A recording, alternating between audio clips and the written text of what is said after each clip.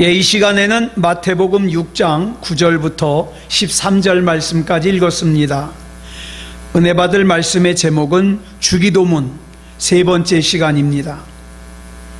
우리는 지난 시간에 주기도문에서 우리를 위한 기도문으로 첫 번째 본문 11절에 나오는 오늘 우리에게 일용할 양식을 주시옵고 이 말씀을 살펴보았습니다.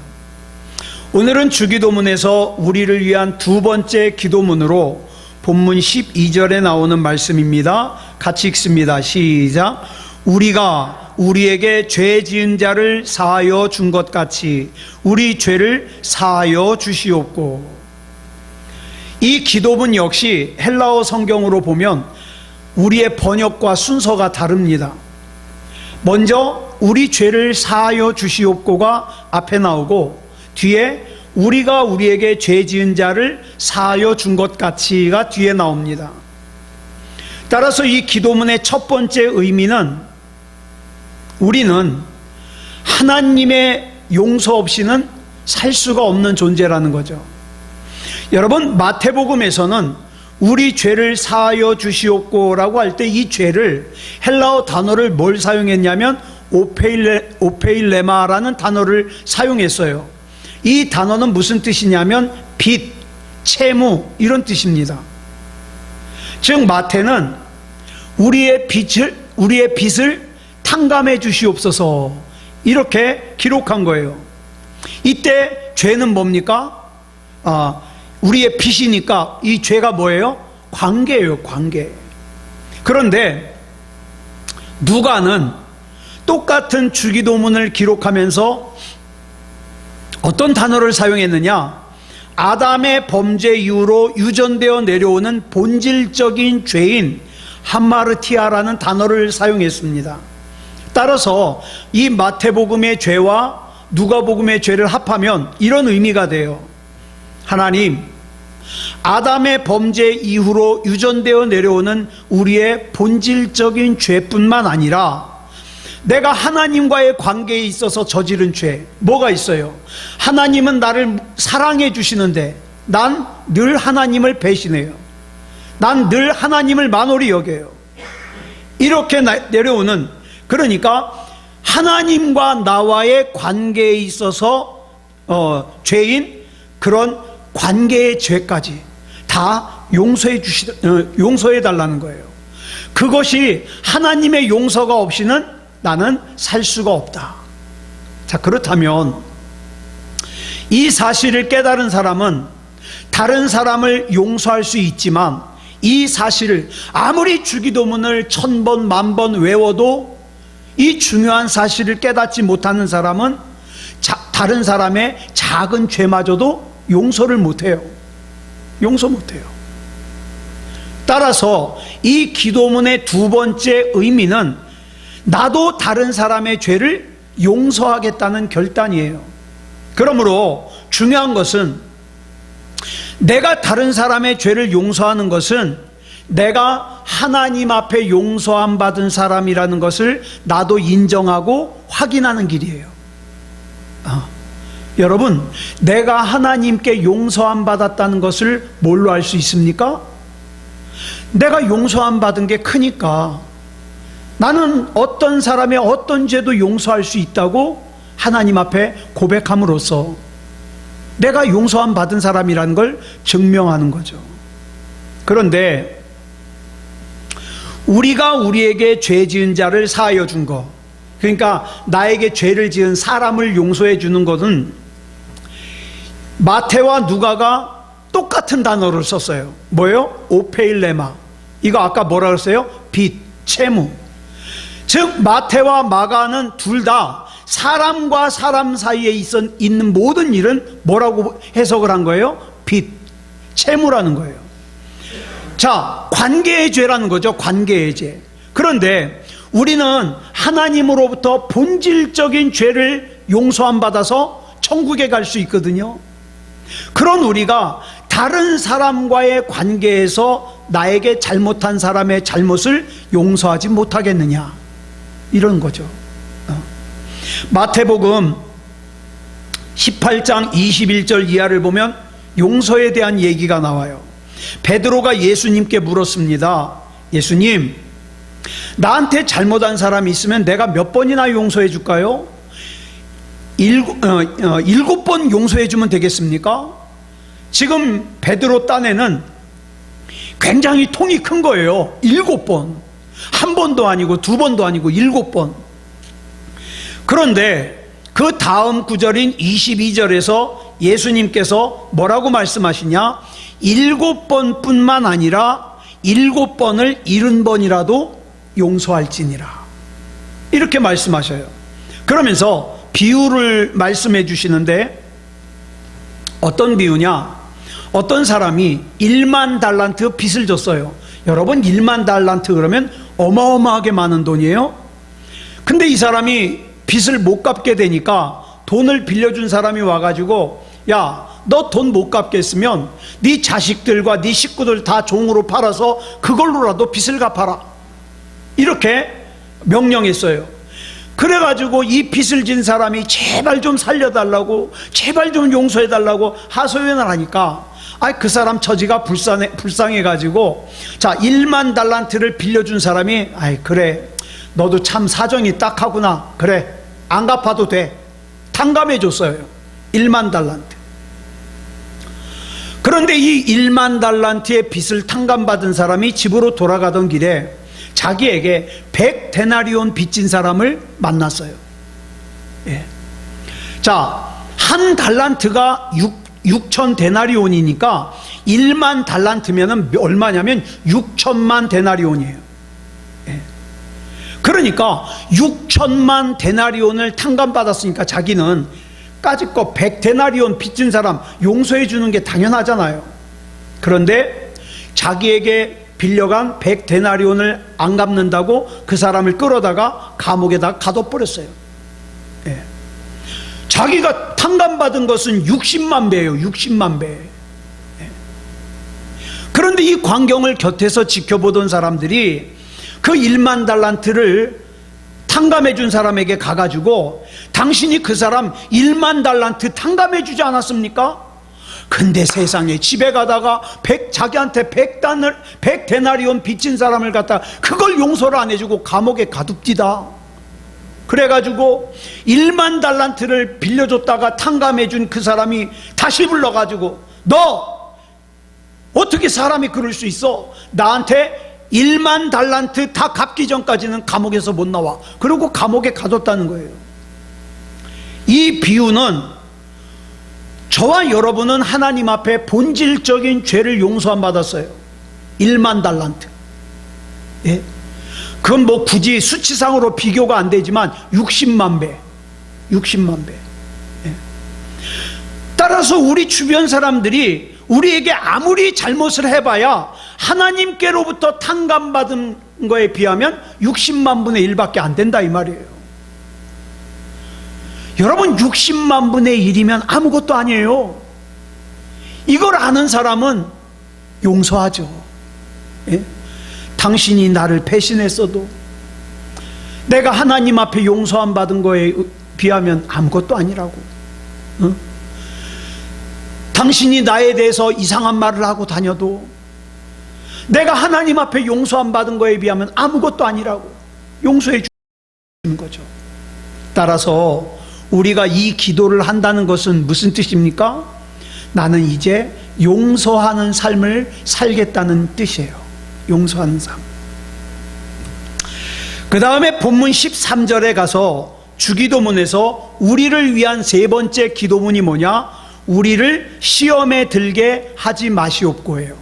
시험에 들게 하지 마시옵고. 여기서 시험이라는 단어는 헬라어로 페이라스모스예요. 이 단어의 동사가 페이라조예요. 시험하다. 근데 여러분, 시험하는 것을 누가 시험하느냐에 따라서 달라요. 예를 들어서 깡패가 깡패를 시험하면 그거 뭐 만들려고 시험하는 거예요? 깡패 만들려고 시험하는 거예요. 얼마나 담력이 세냐, 얼마나 사람을 아무렇지도 않게 때리냐, 시험하는 거죠. 깡패 만들려고. 예? 의사가 의사를 시험하면 뭘 만들려고 그러는 거예요? 의사 만들려고. 여러분 잘 보세요. 누가 시험하느냐에 따라서 의미가 달라져요. 하나님께서 우리를 시험하는 것은 훈련입니다. 뭘 위해서? 우리의 영적인 상태가 건강해지기 위해서. 하나님의 모든 시험은 훈련이에요. 하나님께서 우리를 시험하시는 이유는 우리에게 인생의 답을 알게 하시고 그 시험을 통하여 더욱더 영적으로 강인한 사람이 되게 하기 위해서예요. 그러나 사탄 마귀가 시험하는 것은 무너뜨리려고, 넘어뜨리려고, 믿음에서 떠나게 하려고, 지옥으로 끌고 가려고 시험하는 거라 이 말이에요. 그러므로 주기도문에서 우리를 시험에 들게 하지 마시옵고는 세상의 유혹에 빠지지 않게 해달라는 거예요. 마귀의 시험에 빠지지 않게 해달라는 거예요.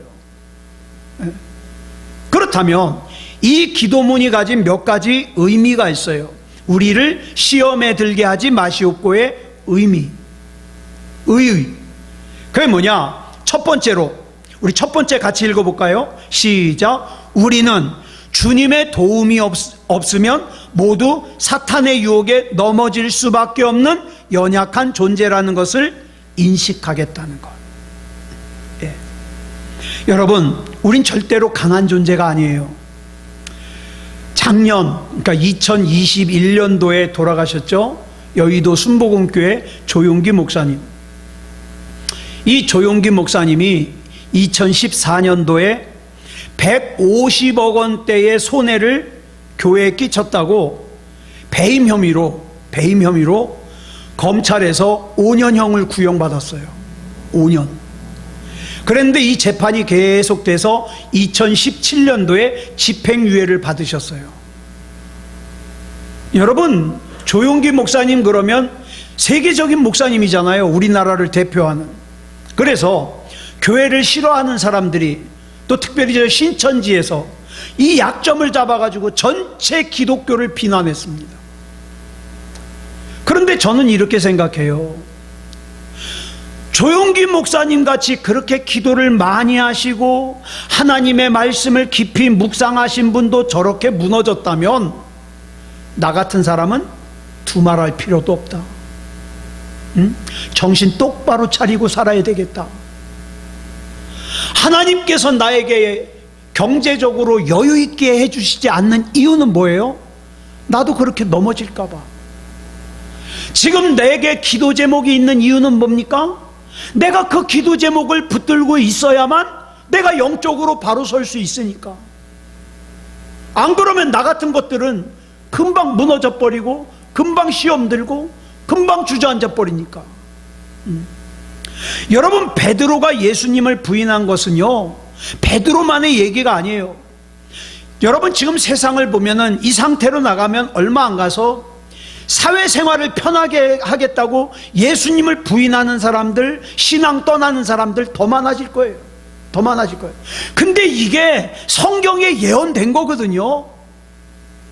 예수님 오실 날이 가까우면 가까울수록 믿음다운 믿음을 찾아보기 힘들고, 심지어는 믿음이 있는 사람들조차도 믿음에 관하여 파선할 거라고 말이죠. 진짜 믿음을 찾아보기 힘든 때가 된다고요. 예. 자기가 교회 다니는 걸 숨기게 될 거예요. 왜? 그러지 않으면 사회생활 못하니까. 그래서 베드로전서 5장 8절을 보면 베드로가 이렇게 경고하고 있는 거예요. 시작. 근신하라, 깨어라. 너희 대적 마귀가 우는 사자같이 두루다니며 삼킬 자를 찾나니. 사탄은 어떤 식으로든 우리를 넘어지게 하려고 합니다. 우리만 그래요? 우리 사랑하는 가족들도 넘어지게 하려고 그래요. 기회만 엿보고 있어요. 이 사탄 마귀는요, 우리를 너무 잘 알아요.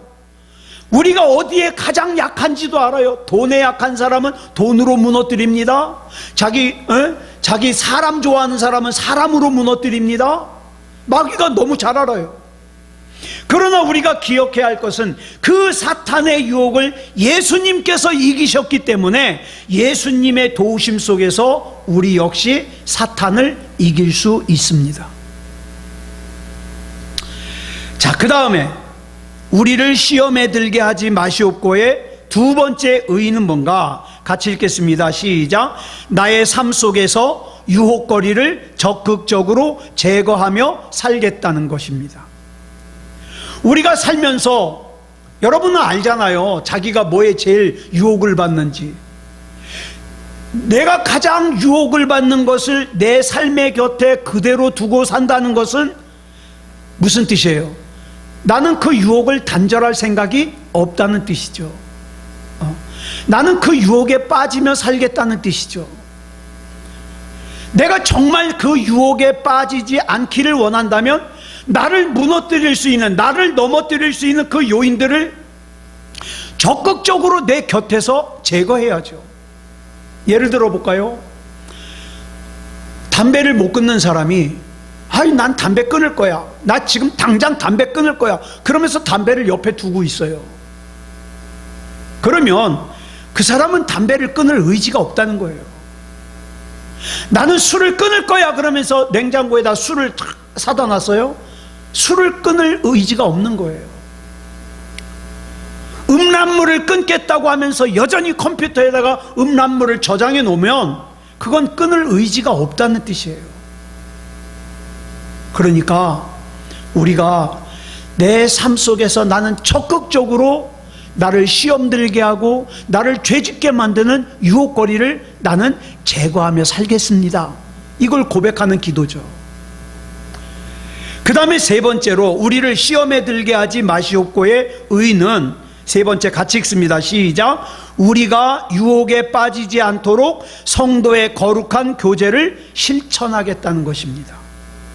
여러분, 신앙 믿음으로 사는 거 절대 혼자 안 됩니다. 그래서 내 옆에 믿음 좋은 사람이 꼭 필요한 거예요. 내가 유혹에 빠지지 않는 것도 중요하지만 나 때문에 다른 사람이 유혹에 빠지게 하면 안 돼요. 나 때문에 다른 사람이 시험에 들게 하면 안 돼요. 예수님께서 그러셨죠. 소자 중 하나를 실족하게 하면 차라리 연자맷돌을 목에 걸고 물에 빠지는 것이 더 낫다. 이렇게 말씀하셔요. 그러니까 우리가 일평생 살면서 나 때문에 누군가가 실족하면 안 돼요. 나 때문에 누군가가 죄지면 안 돼요. 나 때문에 누군가가 유혹에 빠지면 안 돼요. 나는 대수롭지 않게 하는 말 한마디지만 듣는 사람은 그 말 한마디 때문에 실족할 수가 있어요. 저 그런 사람들 많이 봤어요. 교회를 갔는데 난 예수님이 싫어서 교회 나왔다는 사람 보들 못했어요. 누구 때문에 교회를 나왔어요? 사람 때문에. 그럼 그 사람은 어떡하냐고요. 나중에 하나님 앞에서 실족했는데. 그러므로 성도의 거룩한 교제를 통하여 서로 세워져야 돼요. 나 때문에 누군가가 영적으로 긍정적인 영향을 받고 하나님 앞에 조금이라도 더 가까이 갈 수 있는 그런 교제가 필요하다 이 말이죠. 사도행전 2장 42절 말씀 보겠습니다. 시작. 그들이 사도의 가르침을 받아 서로 교제하고 떡을 떼며 오로지 기도하기를 힘쓰니라.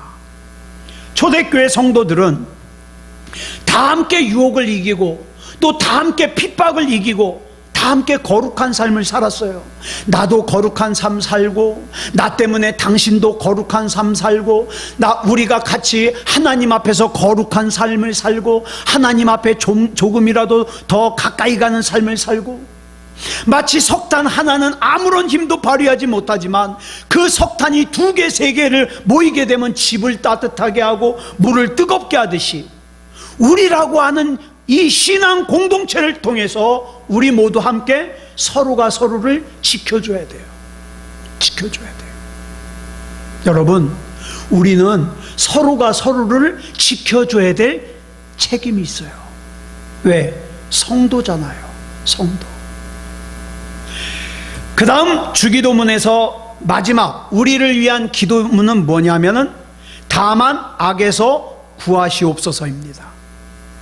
여기서 구하시옵소서를 헬라어로 리오마이라 그러는데 이 단어의 뜻은 건져내다 혹은 구출하다라는 뜻이에요. 여기서 건져내다라는 것은 뭘 전제로 합니까? 어딘가에 빠져 있다는 걸 전제로 하죠. 그러니까 건져내죠.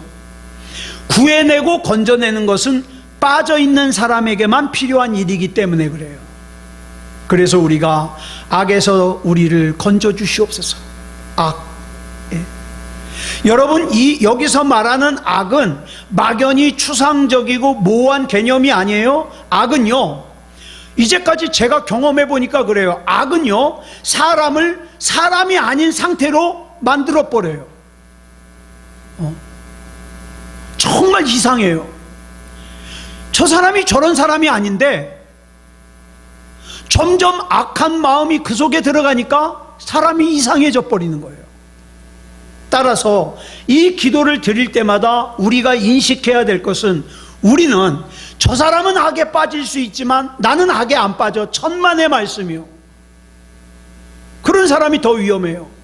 나도 언제나 악에 빠질 수 있다.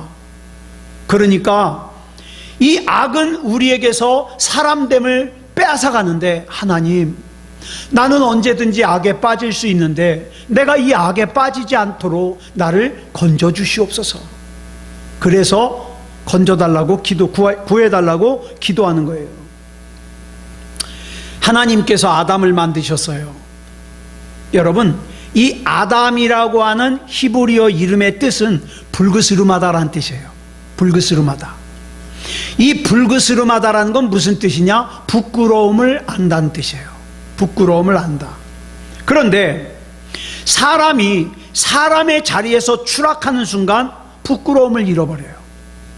부끄러워하질 않아요. 잘못을 하고도 부끄러워하질 않아요. 자, 보세요. 성경 보세요. 범죄한 아담이 갑자기 자기가 벌거벗었음을 깨달았어요. 그죠? 선악과 따먹고 자기가 벌거벗었음을 깨달았어요. 그래가지고 무화과 나무 잎으로 자기를 가리고 나무 사이에 숨었어요.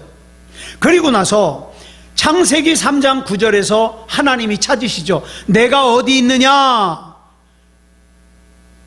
여러분, 아담의 대답을 한번 들어보세요. 줄친 것만. 시작. 내가 벗었으므로 두려워하여 숨었나이다.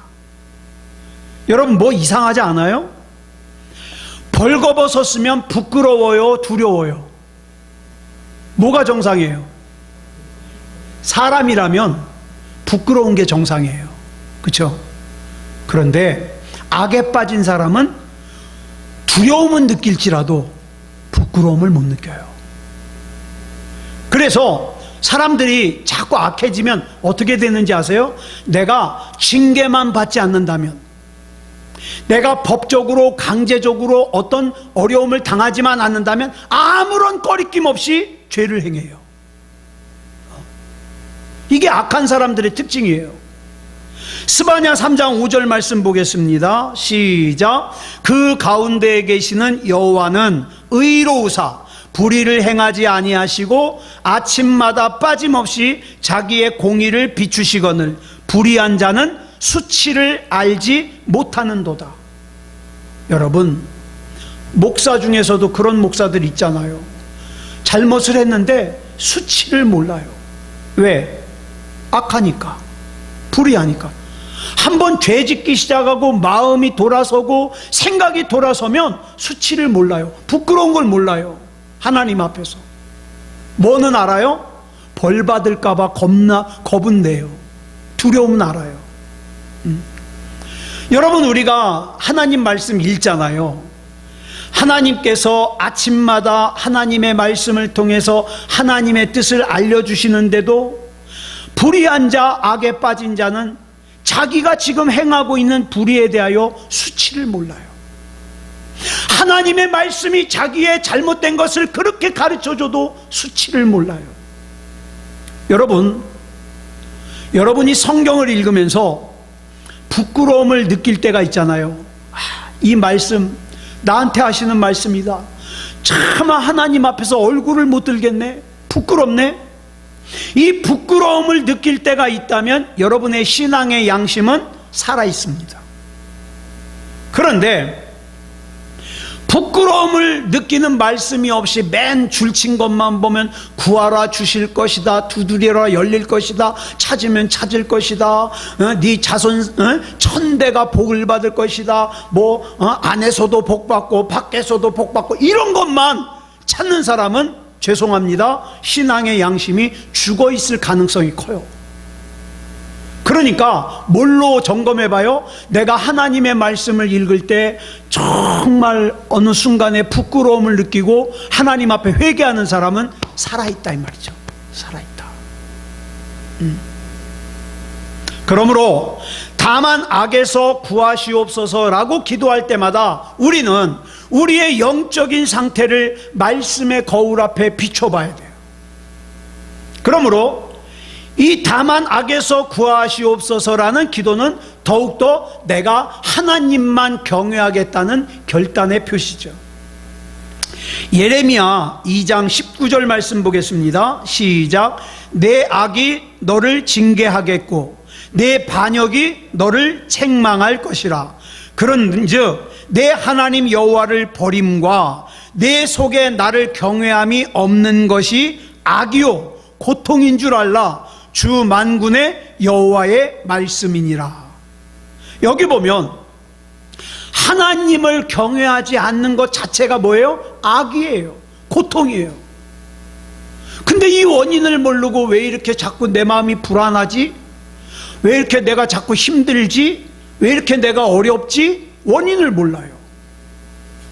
여기서 말하는 악을 헬라어로 포넬로스라고 하는데, 이 포넬로스라는 단어는 포네오라는 동사에서 나왔어요. 근데 이 포네오라는 동사가 원뜻이 뭐냐? 바쁘다, 수고하다, 애쓰다라는 뜻이에요. 그러니까 하나님 없이 바쁜 것은 악이다. 하나님 없이 애쓰면 애쓸수록 더 악에 빠진다. 하나님 없이 수고하면 수고할수록 악에 깊이 빠지게 된다. 우리는 매일매일이 너무 바빠요. 정신없이 바빠요. 그런데 우리 한 번쯤은 멈춰서서 이렇게 물어봐야 돼요. 내가 왜 이렇게 바쁘지? 응? 나의 바쁜 삶에 과연 하나님이 계신가? 내가 이렇게 바쁜 것이 하나님과 무슨 관계가 있지? 이거 한 번쯤 생각해 봐야 돼요. 이런 물음이 없이 그냥 바쁘기만 하다면 바쁜 만큼 우리가 더 악해질 가능성이 커져요. 그 다음에 이제 주기도문에서 나오는 마지막 단락이 송영입니다. 송영. 같이 읽겠습니다. 시작. 대개 나라와 권세와 영광이 아버지께 영원히 있사옵나이다. 아멘. 여기서 우리가 먼저 생각해야 될 것이 대개예요. 저는 중학생, 고등학생 때 주기도문을 하면 다른 사람들은 다 대개라고 하는데 저는 빼놓고 했어요. 대개 나라와 권세와 영광이. 그런데 저는 대개 빼고 나라와 권세와 영광이 그랬어요. 그렇게 했던 이유가 있어요. 저는 이 대개를 뭐라고 이해를 했냐? 영어로 almost, 거의. 그래서 아니 나라와 영광, 권세와 영광이 하나님께 있으려면 다 있어야지. 거의 대부분 있는 게 뭐야? 아니야. 나는 나라와 권세와 영광이 전부 하나님께 있다고 고백하기 위해서 주기도문 할 때마다 저는 혼자 대개를 빼고 했어요. 근데 나중에 보니까 대개가 그 뜻이 아니에요. 에? 뭔 뜻이냐? 한자로 큰 대자, 그 다음에 덮을 깨자예요. 크게 덮는다. 큰 원칙으로 보건대. 그런데 우리말로 이 대개가 원래 헬라어 성경에는 호티라는 단어를 번역한 건데 정확한 번역이 아니에요. 호티를 갖다가 정확하게 번역하면 왜냐하면이에요. 왜냐하면 즉 이런 뜻이죠. 내가 하나님께 이렇게 기도하는, 그러니까 주기도문 다 했잖아요. 하늘에 계신부터 해서. 내가 하나님께 이런 기도를 드리는 이유가 뭐냐 하면 이런 뜻이에요. 따라서 주님의 기도는 앞에서 우리가 쭉 살핀 기도를 드린 이유가 뭐예요? 내가 지금까지 이렇게 기도한 이유가 뭐냐면 나라와 권세와 영광이 아버지께 영원히 있기 때문입니다. 그래서 나를 악에서 건져달라고도 한 것이고, 그죠? 일용할 양식을 달라고도 한 것이고. 왜? 나라와 권세와 영광이 전부 하나님께 영원히 있는 거니까. 다시 말해서 영원하신 하나님의 나라, 영원하신 하나님의 권세, 영원하신 하나님의 영광이 오직 하나님 아버지께만 있기 때문에 이 기도를 드린다는 거예요. 그래서 저는 그 다음부터는 대개 합니다. 대개. 성경에서 우리가 또 한 가지 생각해야 될 것이, 주기도문이 뭐로 시작해요? 하늘에 계신 아버지로 시작해서 나라와 권세와 영광이 아버지께 영원히 있습니다라고 아버지로 끝나요. 자, 우리말로는 아버지라고 번역하고 있는데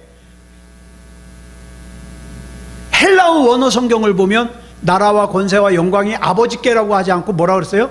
헬라어로는 수라고 돼 있어요. 수, 당신의 것입니다. 그런데 우리말로 번역하면서 좀 버르장머리가 없잖아요. 그래가지고 당신께 있습니다를 갖다가 아버지께 이렇게 바꿨어요. 그런데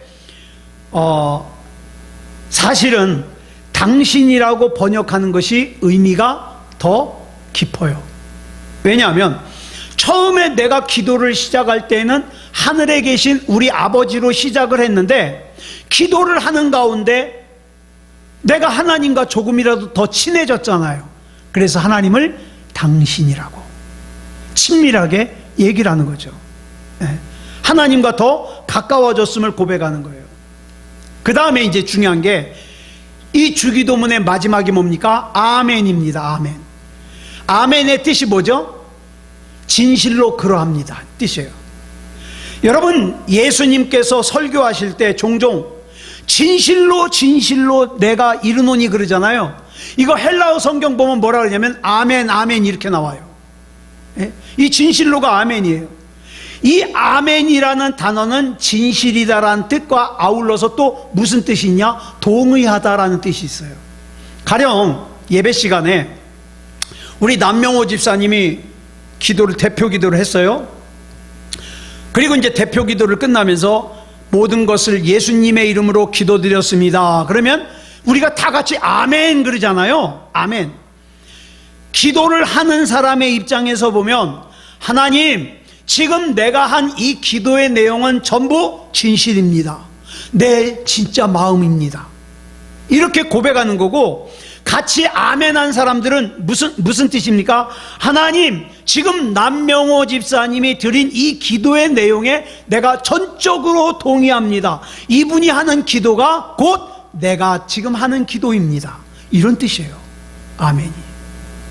성가대 찬양이 끝날 때 우리가 어떻게 합니까? 아멘 그러잖아요. 무슨 뜻입니까? 하나님, 저분들의 찬양이 곧 나의 찬양입니다. 이 뜻이에요. 설교를 들을 때 아멘 그러잖아요. 하나님, 그렇습니다. 내가 지금 목사님이 하시는 저 말씀 믿습니다. 저 말씀대로 내게 이루어지기를 원합니다. 이 뜻이에요. 이 뜻을 알면은 멀뚱멀뚱 눈만 뜨고 들을 수가 없잖아요. 그래서 주기도문은 이런 의미를 지닌 아멘이라는 단어로 마무리됩니다. 즉, 하나님의 신실하신 능력에 대한 확신. 하나님, 나는 미련합니다. 나는 부족합니다. 난 생각이 짧습니다. 나는 할 줄 아는 거 없습니다. 그러나 나는 하나님을 믿습니다. 하나님을 신뢰합니다. 하나님께서 나를 책임져 주실 걸 믿습니다. 이 표현을 뭐라 그래요? 아멘. 아멘. 마태복음 6장 8절로 9절 다시 보겠습니다. 시작. 그러므로 그들을 본받지 말라. 구하기 전에 너희에게 있어야 할 것을 하나님 너희 아버지께서 아시느니라. 그러므로 너희는 이렇게 기도하라. 하늘에 계신 우리 아버지여, 이름이 거룩히 여김을 받으시오며. 우리에게 필요한 것, 있어야 될 것을 하나님이 이미 하셔요. 하나님이. 그렇기 때문에 나는 예수님께서 가르쳐 주신 기도만 기도해도 충분해요. 그 내용만 깊이 알고 생각하고 있다면, 우리 주님께서 우리에게 이제까지 너희들은 하나님께서 너희에게 필요한 것이 뭔지를 모르신다고 불신하지 않았냐? 그래서 그렇게 중언부언 기도했지. 하나님, 나 이거 필요한데 그때 기도했죠? 안 까먹었죠? 또 조금 있다가 하나님 안 까먹었죠? 이렇게 중언부언 기도했지. 이제는 믿어라. 너에게 있어야 될 것은 하나님께서 다 알고 계신다. 네가 얼마나 힘든지, 네가 얼마나 고단한지, 너에게 필요한 것이 뭔지 하나님은 이미 다 알고 계신다. 그러니까 너희들은 그런 중언부언하는 이방인들 같이 그렇게 기도하지 말고 수준 높은 기도를 해라. 그러면서 가르쳐 주신 기도가 주기도문이에요. 주기도문. 주기도문이 굉장히 수준 낮은 게 아니에요, 여러분. 이 내용만 안다면 얼마나 기가 막힌 기도문인지 몰라요. 이 차원 높은 기도인 주기도문은 아버지께서 내게 있어야 할 것을 다 알고 계신다는 확신과 믿음 안에서만 가능해요. 가능해요. 그러니까 이 주기도문이 얼마나 대단합니까? 자, 여러분, 우리 기도하려고 하는데 기도가 잘 안 될 때 있죠? 이 주기도문의 내용을 생각해 가면서 하나님 앞에 주기도문으로 기도해 보시면, 자꾸 기도해 보시면 기도문이 열립니다. 아무쪼록 이 아주 수준 높은 예수님께서 가르쳐 주신 기도문으로 자주 기도하시는 그런 저와 여러분이기를 그리스도 예수님의 이름으로 축복합니다. 기도하겠습니다. 사랑의 아버지 하나님, 감사합니다. 하나님의 은혜 가운데 3시간에 걸쳐서 예수님께서 가르쳐 주신 기도를 자세하게 살펴봤습니다. 우리가 이제 이후로는 주님께서 가르쳐 주신 기도를 할 때 그냥 외우고 해치우는 것이 아니라 그 한 구절 한 구절에 담겨 있는 의미와 뜻을 생각하고 하나님 앞에 수준 높은 기도할 수 있도록 인도해 주시옵소서.